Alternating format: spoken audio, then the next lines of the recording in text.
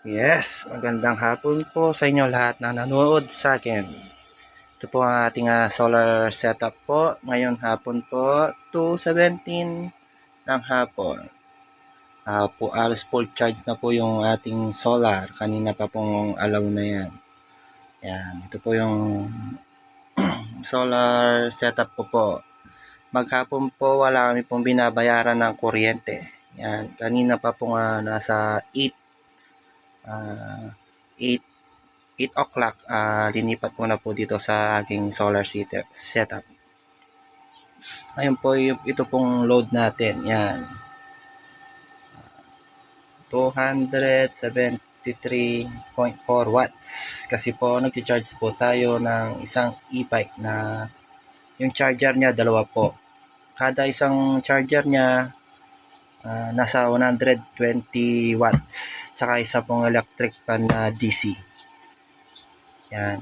Tsaka ito po yung mga load ko dito sa mga dalawang electric fan sa sala, DC, nasa 47 watts. Yan po. Yan. Ito po yung controller na tinatawag. Yan. Kaya po nagbi-blink na siya, full charge na po. Dalawa po ang akin na solar charge controller. Ito po yung isang maliit. Yan.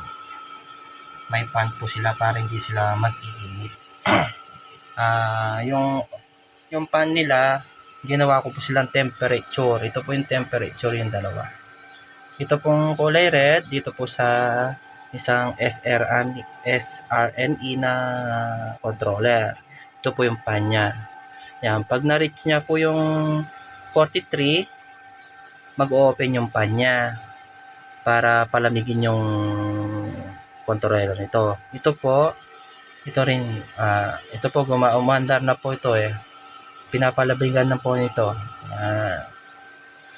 Ito po yung kaya niya. Kaya niya po yan hanggang 800 watts. Hanggang 1000 pero di ko po sinasagad yung inverter ko, baka masira. Hanggang 800, yan po. Yan po yung solar setup ko po. Ito po yung mga baterya ko. Yan. Yan po yung solar setup. Yan.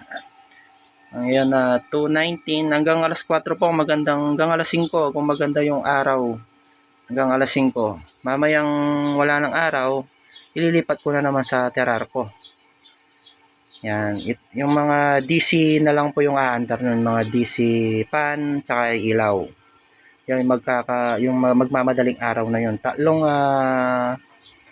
pong DC fan po yan. Magdamag na po yan hanggang umaga na po. Hindi po malolobo itong baterya ko. Yan. Sige po, bye-bye!